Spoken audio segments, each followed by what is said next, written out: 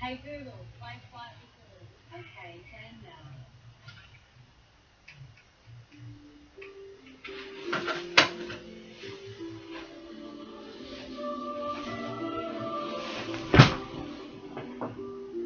Hello everyone, Hassan Master Users here for the 9th Christmas review.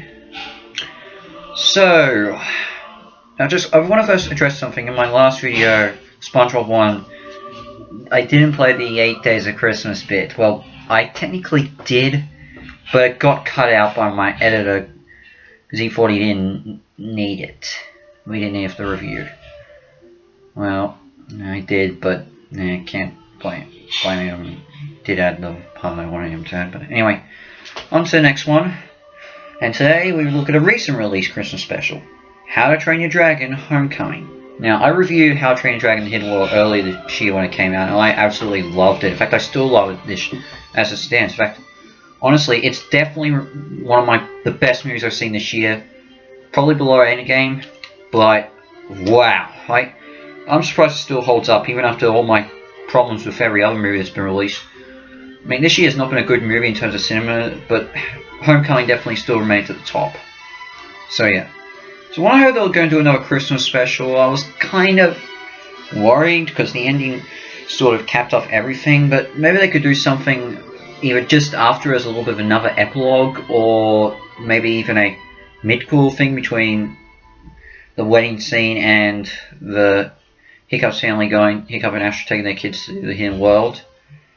So I was kind of curious. They're doing the before the trip to the Hidden World thing, and so I honestly would have preferred the first option, but for what it is, let's give it a go. So the story is that taking place a year before Hiccup and before the epilogue of Hidden World, Hiccup and Astrid are celebrating the snuggle tug with their two children, 8 or 7-year-old daughter Zephyr, or 4 and 5-year-old Nothing, who's their son. Zephyr discovers Stoic the vast soul books and becomes convinced that dragons are nothing but nefarious creatures. Like everyone before, Hiccup changed everyone's perception did, and both she and Nothing want to start killing off all the dragons. Astrid suggests bringing back the Snuggletog pageant that they used to have as kids, even though it was an interesting gift of the Knife Curie. They, together with Gobber, who also wants to teach the children of New Berk to respect Stoic as a great leader, as they're starting to, no one knows what he did beforehand. So the two, both Hiccup and Astrid and Gobber, decide to bring back the pageant to not only remind the citizens of New Berk the bonds they made with dragons, but also how much of a great leader Stoic is. Also as a side plot, Toothless is also missing Hiccup, and his three children of the Light Fury, now known as the Nightlights, discover his drawing of Hiccup and decide to go chasing after him to see why their father likes him so much. So Toothless goes flying after them with his wife, or with his mate, and it's all while Hiccup's trying to show the citizens of New Berk how the bonds of their dragon between them and dragons. So yeah, this story isn't that original, but to be honest, you don't really need to be honest. You just have to make sure it's good. And to be honest, the writing is actually pretty good. The humor in general is pretty nice. Gobber gets a lot of funny moments as he did before. Zephyr and Nothing have their own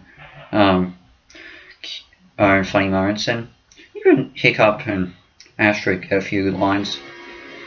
Tough Nut is actually still as funny in this as he was in Hidden World, and yeah, pretty good in terms of humor. And the dragons, of course, get the humorous bits. The voice acting is still great.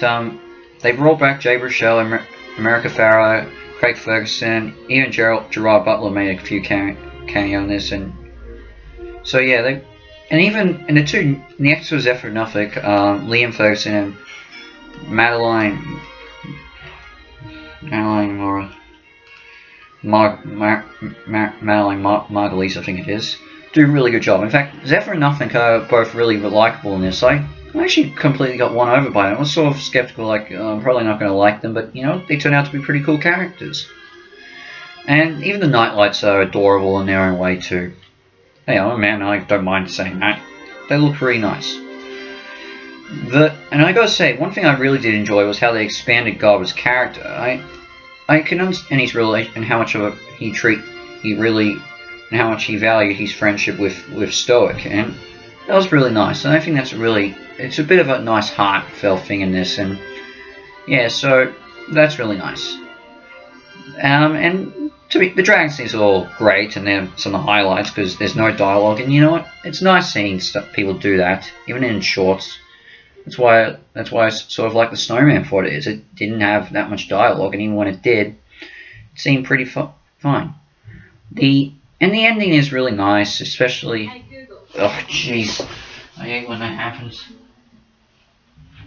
So well, anyway, so yeah, the story, the humor is all. The ending's really nice and sort of ends everything off in a good, fine way.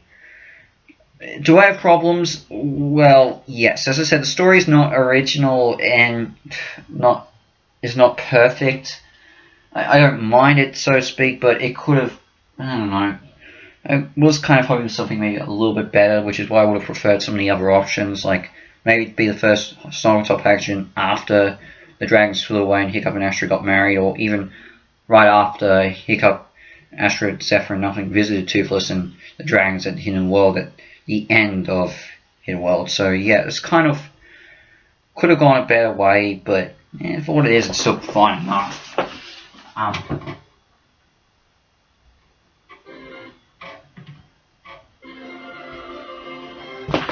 So yeah, it could have been better. The other two problems are, well, first off, Ruffnut is in it, but she doesn't speak. Maybe a few grunts. I mean, they didn't bring back Kirsten Wiig for her voice acting. They could have brought someone else. That's what they did with Snotlout. They didn't bring back Johnny Hilden, so they got someone else. So that would have been better. And question: where are Valka and Aerith in this? At first, I heard they were probably going to be in it, but it turns out they're not. I would like an explanation. And besides, I like the two characters. It would have been cool to see not Volga hanging out with her grandchildren. I would like to see Aerith return. Maybe even see if they could bring as well. Have a bit of competition for the role of Stoic in the pageant. I mean, because it almost looks like it's just going to be Gobber or Fish Legs. Turns out to be Gobber, but nah, I would have liked him to be in it.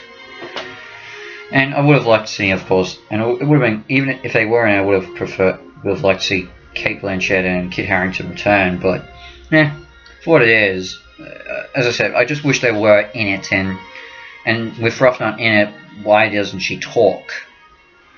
So yeah, but to be honest, the story doesn't need them, but it would have been need the two Volker and Aerith, and they don't need Ruffnut to speak, but it would have been better if they did do both those things. But you know, for what it is, Homecoming's actually a really good Christmas special. Honestly, I think I actually prefer it more than Gift of the Night Fury, which I might review in the future. But for what it is, it's still a good Christmas special. I'm going to give this a 7.5 out of 10 stars. If this is the final thing for How to Train Your Dragon, which it probably is, it's a good way for it to finish off. Well, I'll see you for my next Christmas special. It will be anime, but in the meantime, Housemaster uses out. I'll catch you later as I head for an Australian Christmas special. Ciao.